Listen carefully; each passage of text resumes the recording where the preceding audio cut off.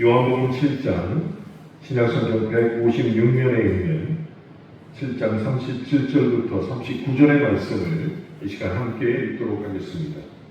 명절 끝날 곧 큰 날에 예수께서 서서 외쳐 이르시되 누구든지 목마르거든 내게로 와서 마시라. 나를 믿는 자는 성경의 이름과 같이 그 배에서 생수의 강이 흘러나오리라 하시니 이는 그를 믿는 자들이 받을 성령을 가르쳐 말씀하신 것이라. 예수께서 아직 영광을 받지 않으셨으므로 성령이 아직 그들에게 계시지 아니하시더라.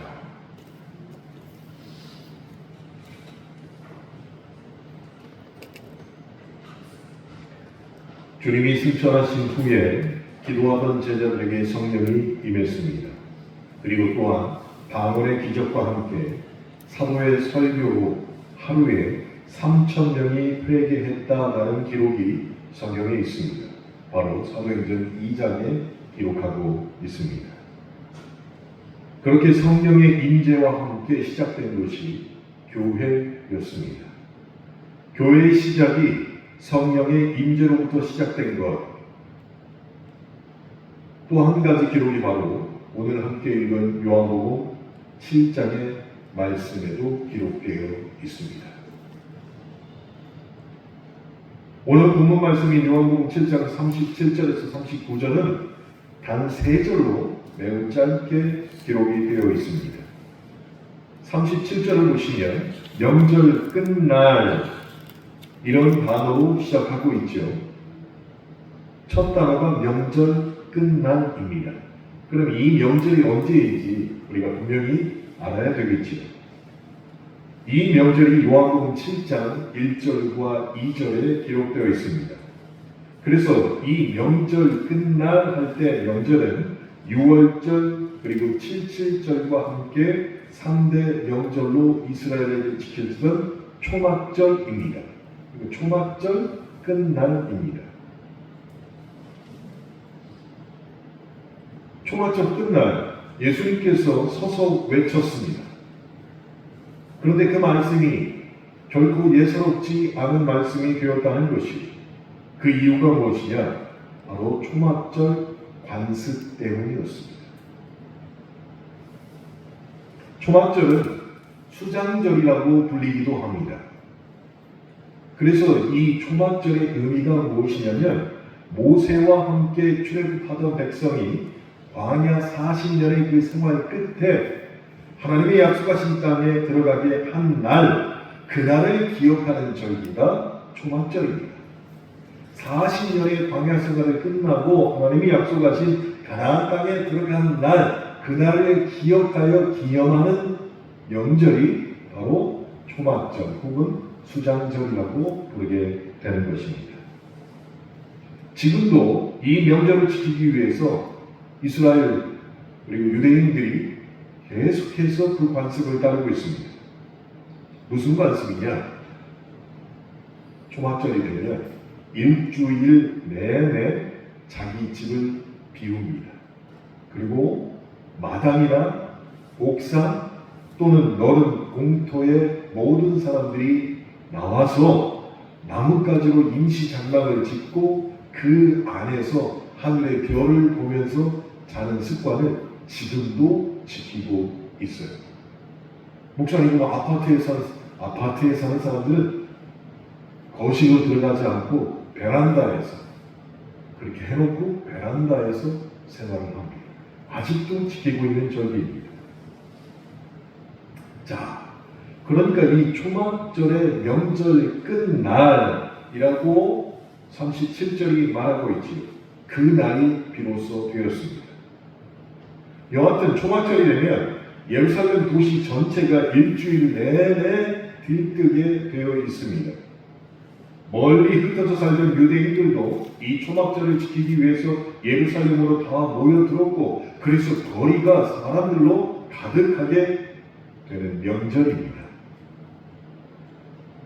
그런데 이 명절 일주일 내내 매일 아침마다 한 가지 의식이 예루살렘에서 7번 반복되었습니다. 어떤 의식이냐? 그 의식을 집전할 제사장을 먼저 제비뽑기로 뽑게 됩니다. 그럼 제사장 한 명이 뽑히게 되겠지요? 그 제사장이 황금 물병을 들고서 성전 아래쪽에 있는 실로암 못으로 매일 아침에 갑니다. 그리고 그곳에서 물을 길어서 다시 성전으로 걸어 올라옵니다. 그때 제사장 혼자 가는 것이 아니고 모인 군중들이 그 제사장의 행렬의 뒤를 계속 따라서 아침마다 7번 초막절에 반복을 하게 됩니다. 이 모습을 시편에서도 노래하고 있고 그리고 이사야에서도 똑같이 말씀으로 재현하고 있습니다. 이사야 12장 3절에 보면 이런 말씀이 있습니다. 그러므로 너희가 기쁨으로 구원의 우물들에서 물을 기르리로다. 자, 한 번쯤은 들어봤던 구절의 말씀이기도 하지요. 이 구절이 의미하는 게 무엇이냐? 초막절 때 제사장이 예루살렘 밑에 있는 실로암 못에서 기쁨으로 물을 담아서 올라오는 모습을 표현한 것입니다. 그래서 우물에서 길어온 물을 제사장이 성전 제단에 붓게 되어 있는데 그것을 일주일 동안 초막절 아침 의식으로 7번을 반복한다는 것입니다. 그런데 제일 중요한 게 무엇이냐? 기쁨으로 해야 한다는 것입니다. 기쁨으로. 그럼 왜 이런 의식을 이스라엘 사람들은 예전이나 지금도 지키고 있을까요? 자, 이 의식은 모세가 반석을 쳐서 물이 솟아난 그 광야 사건을 후대에게 계속 기억하게 하는 의식입니다. 더불어서 메시아가 나타나시면 예루살렘의 생수가 솟구쳐서 모든 민족들에게 흘러갈 것이라는 예언을 계속 기억하게 하는 또한 의식이 되는 것입니다.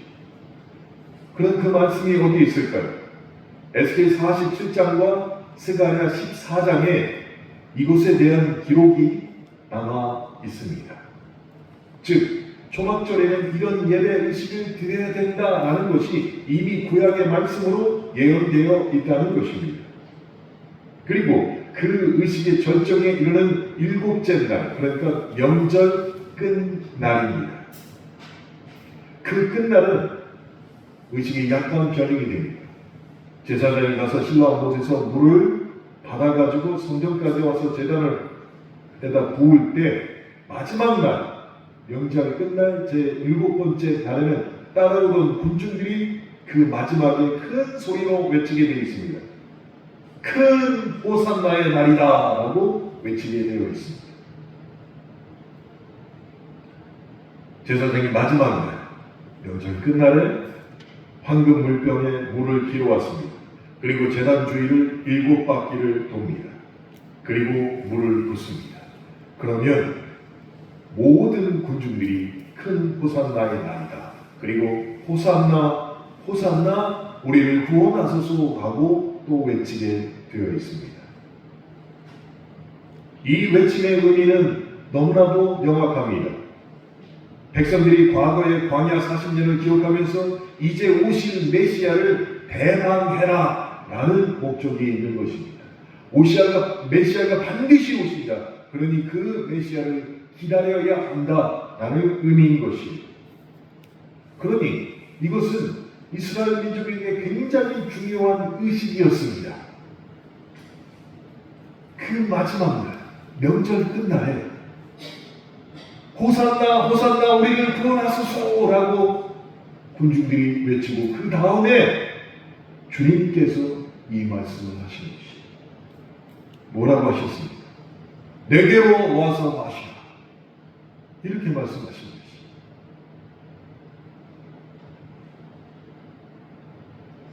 물병이 비워지고 사람들의 노래가 잦아지는 그 잠깐의 순간에 한 젊은이가 갑자기 군중에서 튀어나왔습니다. 그리고 큰 목소리로 외쳤습니다. 누구든지 목마르거든 내게로 와서 마시라. 이게 37절입니다. 그리고 곧바로 이어서 38절의 말씀을 하시죠. 나를 믿는 자는 성경에 있는 것 같이 그 배에서 생수의 강이 흘러나리라. 여러분이 만약에 그 현장에 있었다면 지금 이 광경이 얼마나 도발적이었는지를 뼈저리게 느끼게 될 것입니다. 주님이 그냥 하신 말씀이 아니었어요. 정확한 시간에 그 타이밍을 기다렸다가 호산나 호산나 우리를 구원하소서 모든 군중이 외치자마자 나오셔서 이 말씀, 즉 37절과 38절의 말씀을 큰 목소리로 외치셨던 것입니다. 그 외침의 장소가 어디입니까? 민족의 대명절이고 국가적으로 중요한 공식 행사 석상이었습니다. 제사장이 정해진 의례에 따라서 신로하면서 길어온 물, 그리고 광야의 반석에서 솟아났던 그 물, 그리고 메시아를 대망해야 된다. 그러기 위해서 막 제단에서 흘러내려오는 그 생수, 모든 것이 절정으로 다 몰아갈 때 이제 초막절은 끝났습니다 라고 제사장이 선언해야 되는데 그 직전에 갈릴리 출신의 이름 모를 청년 하나가 불쑥 일어나서 그걸 말고 내가 주는 물을 마시랜다 라고 말했다는 것이, 이것이 오늘 본문의 상황이었습니다. 요한은 이 일을 요한복음에 기록하면서 한 가지 주석을 덧붙였습니다. 그 내용이 바로 39절입니다. 이는 그를 믿는 자들이 받을 성령을 가리켜 말씀하시는 것이라. 그러니까 이것은 주님이 하신 말씀이 아니고 요한이 주석을 단 것이에요.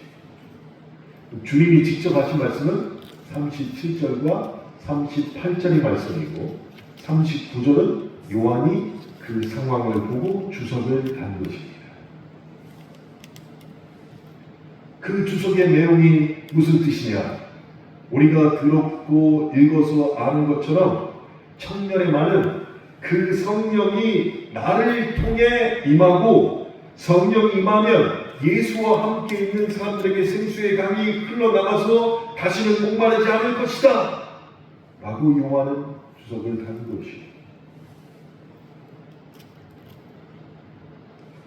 그러면 저와 여러분이 여기서 주목하면서 읽어야 할 구절이 분명히 있다는 것입니다.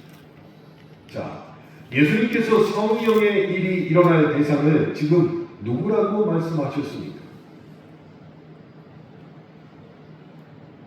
어떤 자에게 성령이 임하면 어떤 자가 성령을 받을 것이라 주님이 분명히 말씀하셨는데 그 대상은 능력 있는 사람이 아니라 목마른 자라고 단호하게 말씀하셨다는 것입니다.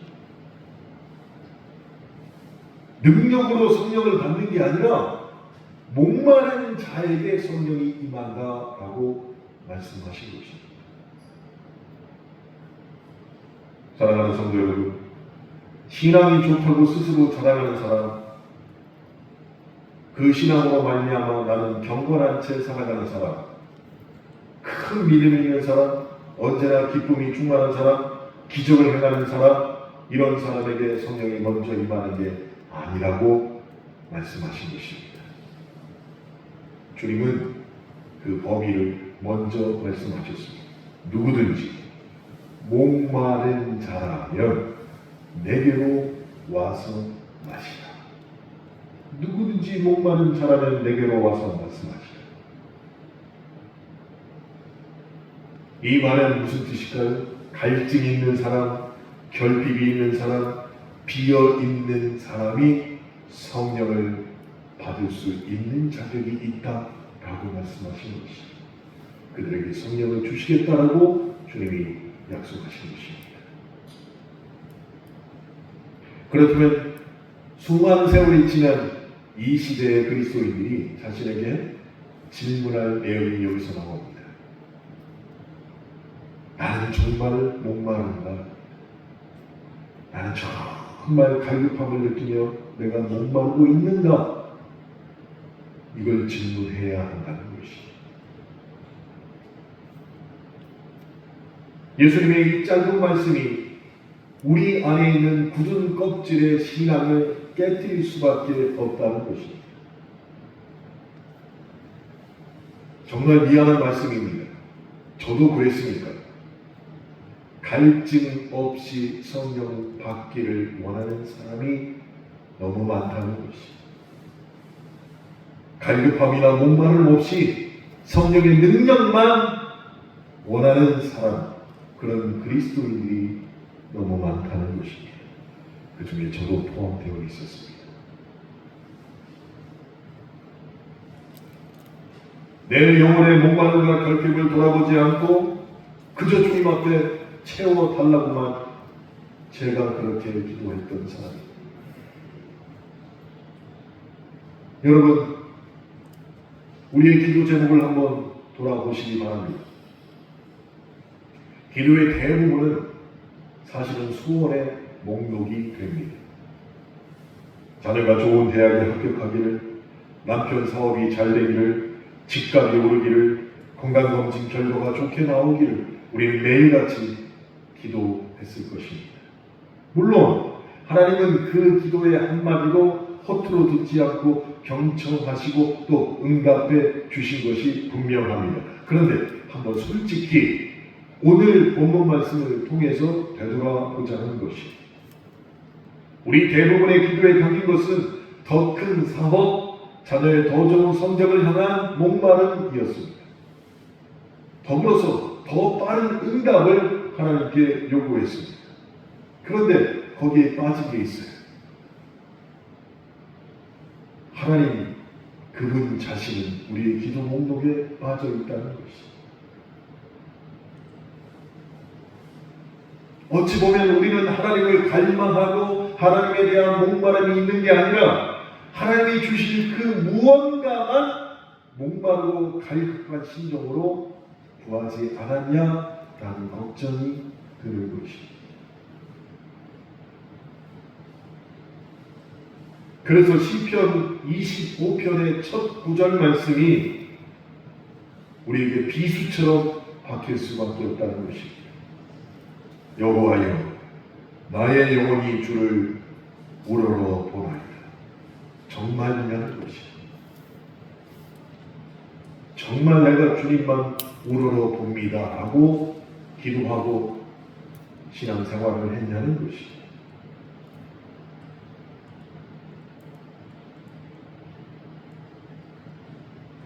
시편 25편이 왜 써졌는지 아십니까?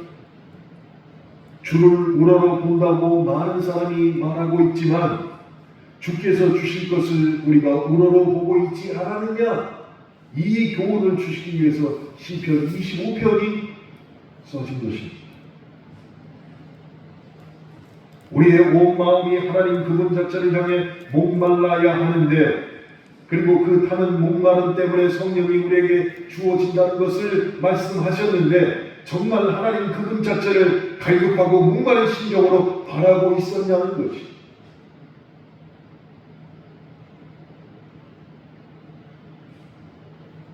그래서 오늘 본문 말씀과 시편 25편을 보면서 많은 사람들이 이렇게 물어볼 만합니다. 그럼 도대체 성령을 우리가 어떻게 받을 수 있습니까? 라고 말이죠. 오늘 본문 말씀은 그런 우리의 통념을 뒤집어 놓습니다. 뭐라고 말씀하십니까? 나를 믿는 자는 성령의 이름과 같이 그 배에서 생수의 강이 흘러나오리라. 이렇게 말씀하셨습니다. 근데 잘 보세요. 무언가를 받는다라고 본문 말씀은 기록되어 있지 않습니다. 뭐라고 되어 있습니까? 흘러나온다라고 기록하고 있습니다. 성령을 받는 게 아니라 성령이 흘러나온다라고 하고 있습니다. 게다가 이 구절의 말씀을 헬라어 원문 성경을 통해서 보니까 생수의 강이 흘러나온다라고 우리 성경에는 번역되어서 기록되어 있지만 헬라어 원문을 보니까 생수의 강들이라고 복수로 기록하고 있습니다. 그러니 한 줄기 시냇물이 우리 가운데서 흘러나오는 게 아닙니다. 사방으로 뻗어져 나가는 여러 강줄기가 우리의 배에서 흘러나온다라고 얘기하고 있는 것이 원문의 뜻입니다. 뚝방을 막아서 제어할 수 있는 그런 한 줄기 물이 아니라 여러 갈래로 솟구치는 강물이 주님의 성령이라고 말씀하고 있다는 것입니다.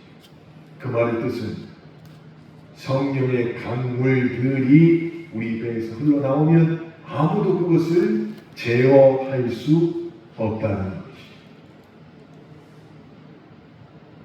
우리가 이 말씀을 원문의 뜻에 따라서 그렇게 읽게 되면 이제껏 우리가 당신의 성령 받았으니까? 당신의 성령을 얼마나 받았습니까? 그리고 또한 얼마나 충만합니까?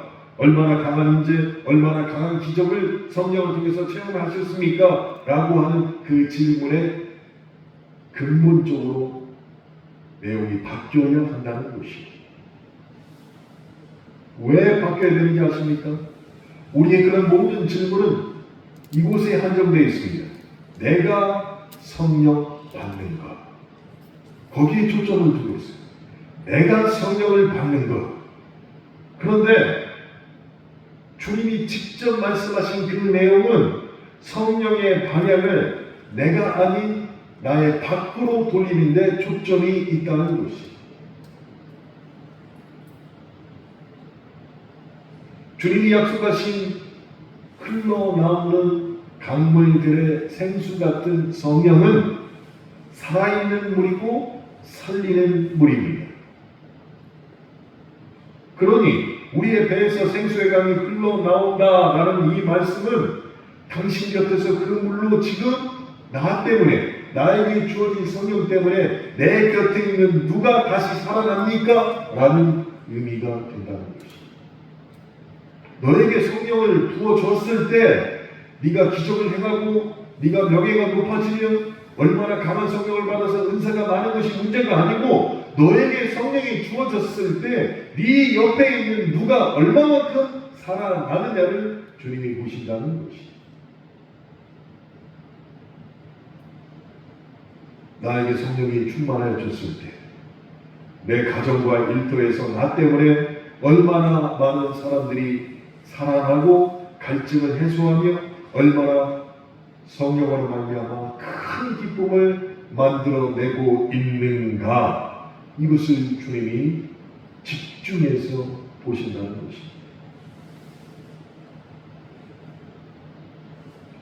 그러니 이 말씀대로라면 성령 받은 증거가 바로 이렇게 내가 대박 나는 게 아니라 나로 인해 이웃의 유익이 얼마나 커졌는가를 주님이 초점을 맞추고 우리를 바라보신다는 것입니다. 더불어 나에게 준 성령을 통하여 내 주변 사람들에게 기쁨과 평안이 얼마나 증대되었는가를 보신다는 것입니다. 그런데 많은 사람들이 오해하고 있습니다. 많은 목회자들이 오해하고 있습니다. 어떻게 오해를 하느냐? 성령 받으면 눈에서 불이 나와. 막 눈빛만 바라보던 사람이 막 팍팍 쓰러지고 안수만 해보면 휙 뒹굴어지고 그리고 막 소리 나고 사람이 확 쓰러지고 이게 성령 받은 집에. 그럼 누가 높아지는? 그렇게 한 사람이 높아집니다. 그렇게 한 사람. 그래서 결국 성령 받은 사람이 성령 때문에 자기가 더 드러내지고 권위를 더 세우고 자기 욕망과 감정을 채우는데 성령을 도구로 사용하는 사람들이 너무나 많이 있었다는 것입니다.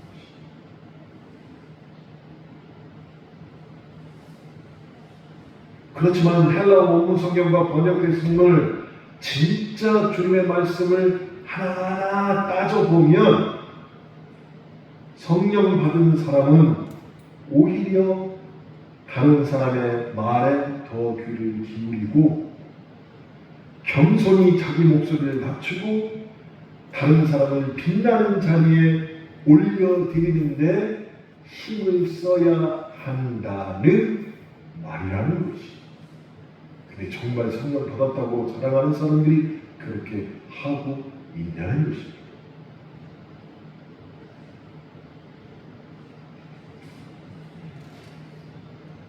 저와 여러분 다 성령 받은 사람입니다. 그래서 칭례도 받았습니다.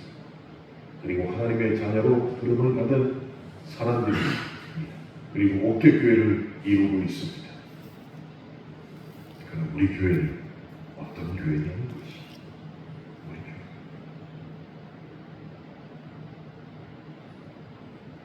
성령이 살아 숨쉬는 교회, 아무도 목마르지 않는 교회가 되기 위해서는 나에게 주신 성령으로 말미암아 내 주변이 반드시 살아나야 한다는 것이.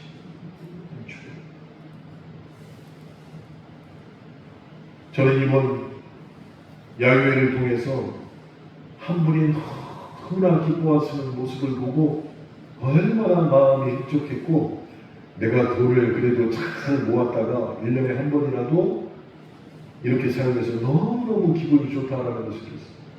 오늘은 안 나오셨습니다. 영상을 보시면 우리 김예민 집사님이 얼마나 기뻐하는지. 야외를 처음 봤어요. 처음부터 끝까지 그 웃음이 끊이지 않고, 얼마나 또 사진을 많이 찍었는지 없는 사진이 없을 정도로 지치지도 않았어요. 지치지도. 그 때와 끝에 계속 다니면서 사진 찍고 기뻐하는 모습이 참 저에게 큰 감동이었습니다. 여러분, 내가 성령에게 소속된 사람이면 내 기쁨 이전에 내 주위 사람들이 더 기뻐해야 될 것이. 내가 살아나기 이전에 내 주위가 살아나야 된다는 것이. 잊지 마시기 바랍니다. 오늘 본문 말씀이 이렇게 끝납니다. 그때까지 성령이 계시지 아니하시더라. 이는 예수께서 아직 영광을 받지 않으셨습니다. 그런데 이 한 문장이 요한복음 전체에 담긴 메시지를 압축하는 말씀이 됩니다. 자, 요한복음에서는 줄곧 영광이라 부르는 사건이 계속 나오는데 그 사건은 단 하나였습니다. 무엇이냐? 십자가였어요. 요한복음에서 제일 영광과 동일한 단어가 십자가였습니다. 요한복음 12장 23절에서 친히 이렇게 말씀하십니다. 인자가 영광을 받을 때가 왔다. 그럼 이 영광이 뭐였어요? 인자가 십자가를 질 때가 왔다라는 것입니다.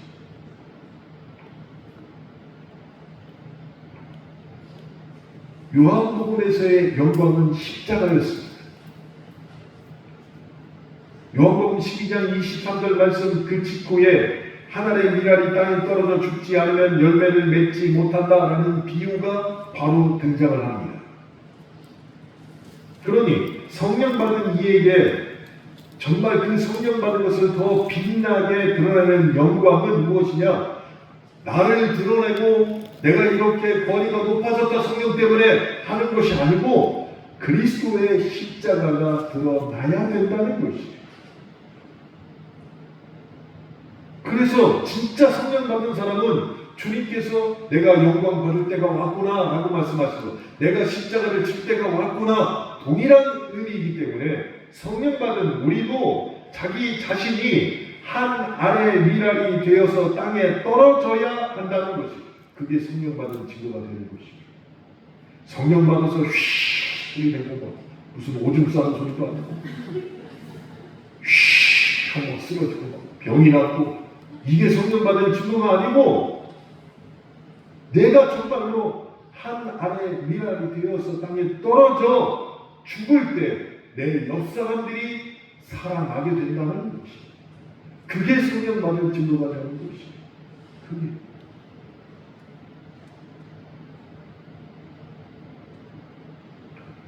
그래도 성령을 괜히 받았는데 성령 받으면 죽는다는 어떻게 하지?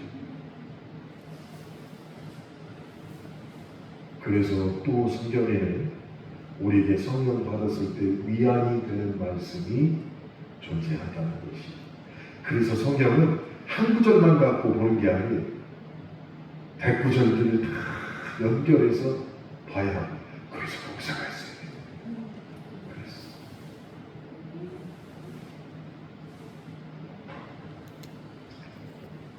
하나님께서는 성령 받았을 때 네가 땅에 떨어 죽어야 된다. 아, 우리의 마음 무겁지요. 근데 위로해 주셨습니다. 어떻게 위로해 주셨느냐? 민수기 11장에 미리 위로의 말씀을 주셨습니다. 구약성경 민수기 11장. 거기에 이런 말씀이 있습니다. 모세가 70인의 장로를 세웁니다. 그러더니 하나님의 영이 임하셨습니다. 그런데 이 배경이 우리에게는 좀 마음이 불편합니다. 왜 그러느냐? 민수기 11장을 보면 애굽에서 노예했던 사람들을 데리고 나왔더니 광야에서 기껏 한다는 소리가 이렇게 얘기합니다. 라떼는 말이야. 그러면서 불평을 하기 시작합니다. 자유를 줬더니 라떼는 말이야. 그러면서 광야에서 불평을 하기 시작합니다.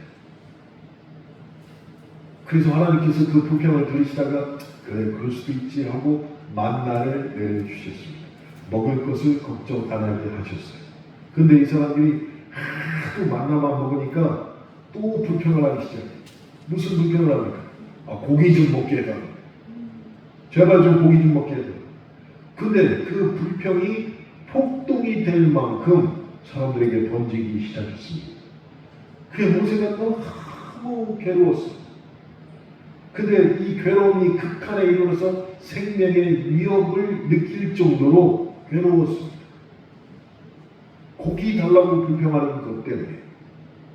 그래서 모세가 하나님 앞에 나와가지고 속된 말로 다 꼰질러 버렸어요. 하나님 앞에. 하나님 앞에 기도로 다 꼰질러 버렸어요. 그러면서 마지막에 불평합니다. 뭐하러 나를 이 자리에 세워서 저에게 이 생고생을 시키십니까? 그러자 하나님께서 민수기 11장 16절에 이렇게 말씀하셨습니다. 야 모세야, 너 그거 혼자 감당하지 말고 장로 70명을 세워라. 그러시면서 하시는 말씀이 저놈들이 고기 먹여달라고 했으니까 아예 고기 냄새로 질릴 만큼, 그래서 다시는 고기 달라고 안 할 만큼 내가 그들에게 고기를 먹이겠다. 제가 이 말을 믿지 않았어요. 근데 믿게 되었습니다. 저희가 총회 가면은 2박 3일 총회를 하는데 꼭 저희 지방에서 첫째 날 저녁을 목사님들 대접을 해요. 총무가 다 알아가지고. 제가 지금 2년째 총무를 하고 있잖아요. 올해도 이제 정선 하이원 리조트에 가게 되는데 그렇게 가면은 그렇게 꼭 이스라엘 백성처럼 아 이번에 뭐 저녁 식사 고기 안 사줘? 하는 목사님들이 있어요. 얼굴이 꼭 이스라엘 사람 같습니다. 그런 분들. 그래가지고 뭐 고기가 뭐 워낙 비싸요. 횡성한우, 뭐 평창한우, 뭐 정선한우 워낙 비싸요. 그래서 뭘 찾느냐? 그 무한리필 고깃집을 찾는 무한리필. 그러면 1인당 35,000원씩 내면은 막 소고기를 뭐 무한으로 먹는 거예요. 그래서 꼭 그런 데를 섭외해가지고 가요. 그럼 가면은 처음에는 고기가 좋은 게 나와요. 그랬다가 두 판, 세 판 지나고 나면은 무슨 고기인지 고문지도 모르겠어요. 그 고기가 왜 변했어? 아이 그거 오래 식당은 똑같아요. 그래가지고 막 고기를 막 먹여놔. 저녁에 막. 그리고 나면 꼭 차에 타서 그렇게 불평하고 고기 먹자고 하는 사람이 아우 고기 냄새도 싫어. 지가 먹자고 해놓고서. 그게 누구냐? 류구성 목사. 고기 먹자고 막 얘기하면서 고기를 진짜로 이스라엘 백성처럼 고기를 먹여놨더니 당분간 고기 냄새도 싫다. 그 말씀이 민수기 11장 18절에서 24절에 나와요. 애굽에서 생고생하던 노예들을 데리고 나왔더니 고기 달라는 말밖에 안 하니까 얼마나 모세가 폭폭한 노릇입니까? 그래서 70인을 세웠습니다. 하나님 말씀대로. 하나님 말씀대로 70인의 장로를 세웠는데 그 후에 놀랍게 하나님의 영이 임하게 되었다는 것이. 근데 여러분 곰곰이 생각해 보세요. 하나님의 영이 70인 장로들에게 임했습니다. 근데 이 70명의 장로들이 모세를 도와서 한 일이 무엇이었을까요? 잘 모르겠으면 추측이라도 해보세요. 70명의 장로를 세웠는데 이 장로들에게 하나님의 영이 임했어요. 그리고 난 다음에 이 70명이 한 일이 무엇이었을까? 백성들에게 고기를 나눠줘요. 그 일만 했습니다.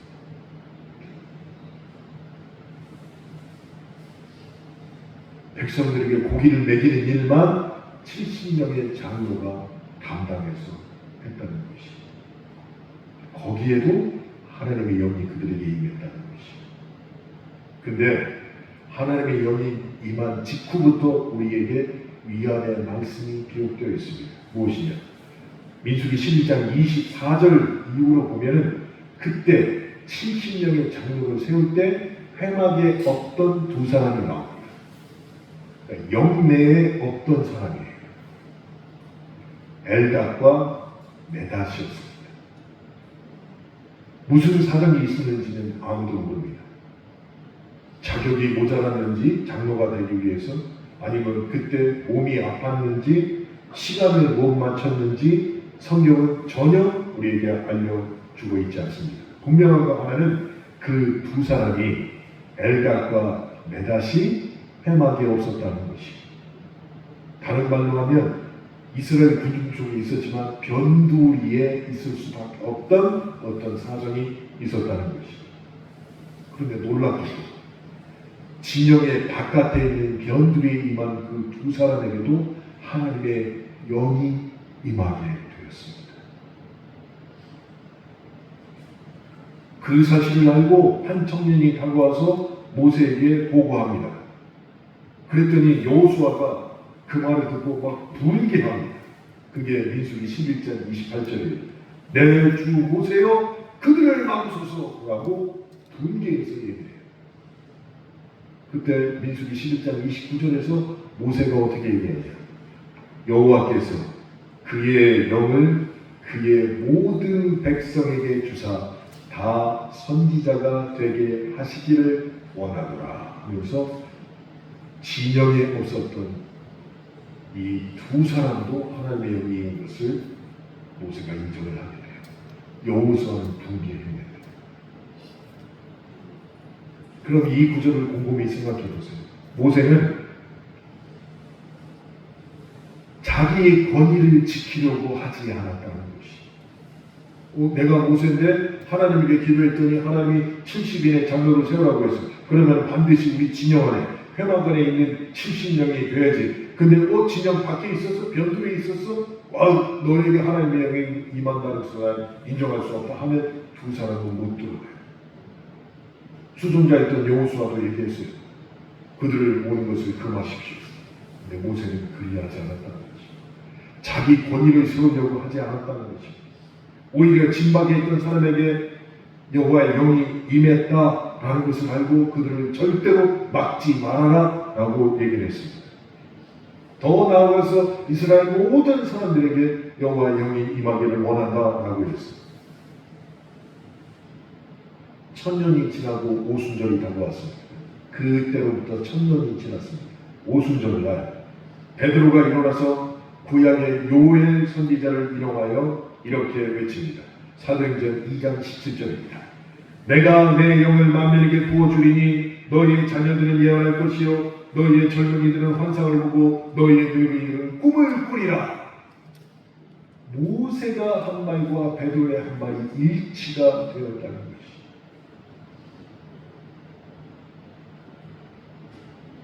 모세가 예언했던 그 말이, 민수기에서 예언했던 말이 천년이 지난 오순절날 베드로의 입을 통하여서 성취가 되었다는 것입니다. 그러므로 많은 사람들이 그렇게 얘기해요. 하나님의 영, 성령은 매우 특별한 조건을 가진 사람에게만 임할 것이다.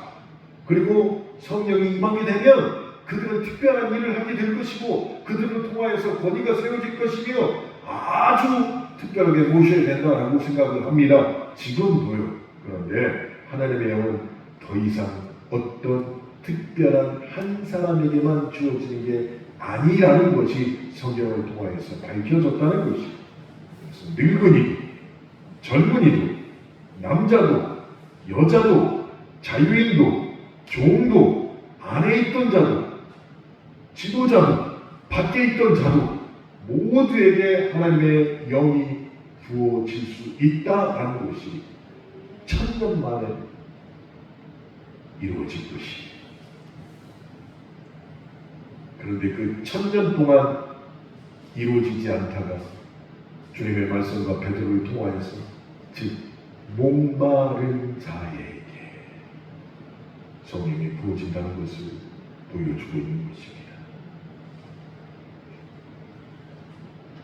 민수기의 말씀과 오늘 본문 말씀을 교차해서 여러분 생각해 보면요, 사실 우리는 진영 밖에 있는 엘닷과 메닷 같은 사람들입니다. 어떤 자격도 없던 사람들이에요. 회막 안에 들어가 있을 자격이 없던 자가 저와 여러분이라는 것입니다. 왜 그럴까요? 다른 사람의 보기에는 신앙도 부족하고 때로는 기도가 짧다고 느껴지기도 하고 또 성경을 1독, 2독 완독하지도 못한 사람이고 11조도 제대로 못하고 직분자가 아니라고 손가락질을 하는 사람들도 있고 내가 봐도 그렇게 생각되는 경우도 있고 그래서 우리는 엘닷과 메닷처럼 진영 밖에 있던 사람일 수밖에 없습니다. 그런데 주님은 우리에게 말씀하십니다. 바로 그런 너를 너에게 성령이 임하는 조건은 하나뿐이다. 갈급함과 목마름으로 네 안을 비워라 라고 말씀하신 것이죠. 그렇지 않으면 저와 여러분은 성령을 받을 수 있는 조건은 단 하나도 갖출 수가 없는 사람이라는 것이죠. 그래서 주님의 말씀, 요한복음의 말씀과 민수기의 말씀이 우리에게 위로가 되는 것이 자신의 부족함을 느낄 때 그 갈증과 결핍은 부끄러움이나 죄가 더 이상 아니라는 것을 이 말씀을 통하여서 우리가 알게 됐다는 것입니다. 오히려 내 부끄러움을 느끼고 그리고 갈급함과 목마름을 느끼면 그것을 통하여서 성령께서 우리 안에 복된 음성으로 다가오신다는 것을 성경은 우리에게 말하고 있는 것입니다. 그러니 성령이 우리에게 임하셨을 때 제일 먼저 일하는 것이 먼저 내 마음에 위로를 주시고 평안을 주시며 두 번째로 임하는 것이 내 주의를 살릴 수 있게 된다는 것입니다. 그래서 시편 25편에서도 그 말씀이 들립니다. 시편 25편 6절과 7절에는 이렇게 말씀하십니다. 여호와여 주의 긍휼하심과 인자하심이 영원부터 있었사오니 주여 이것들을 기억하소서. 여호와여 내 젊은 시절의 죄와 허물을 기억하지 마시고 주의 인자하심을 따라 나를 기억하시되 주의 선하심으로 하옵소서. 저는 어떤 자격도 없지만 주의 은혜와 주님의 선하심으로 하나님의 영 성령을 받을 수 있게 도와주시옵소서라고 고백하는 것입니다. 사랑하는 성도 여러분, 나는 자격이 없다, 나는 신앙이 부족하다, 나는 너무 늦었다, 나는 끝났다, 그런 우리 안에 있는 고민거리에 대해서 오늘 본문은 이렇게 응답합니다. 광야에서 진밖에 머물던 엘닷과 메닷에게도 하나님의 영이 임했다라고 말이죠. 오순절 다락방에 모인 그 평범하기 짝이 없던 갈릴리 촌놈들에게도 하나님의 영이 임했고 외국에서 온 이방인들에게도 성령을 체험하는 사건이 일어났고 그래서 그들이 하나님의 자녀가 되었다. 그렇다면 성령을 받는 조건의 첫 번째는 누구든지 목마른 자 그 한 자격이면 충분하다라고 말씀하신다는 것입니다.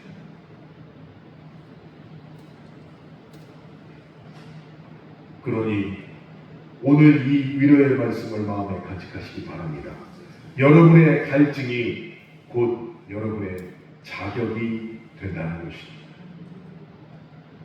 더 이상 무엇을 가지고 와야 하는 것이 결코 아닙니다. 그저 주님 앞에 목마름과 빈손이면 충분하다는 것이, 그렇게 빈 마음으로 하나님 나라의 티켓을 받을 수 있게 된다는 것입니다. 사랑하는 성도 여러분,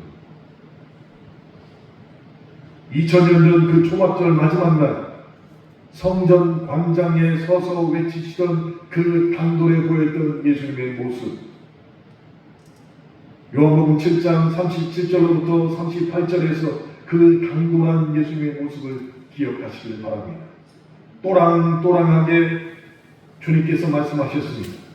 뭐라고 말씀하셨습니까? 누구든지 목마르거든 내게로 와서 마셔라.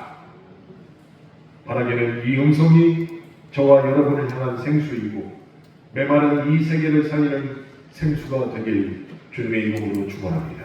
아멘. 잠시 기도하겠습니다.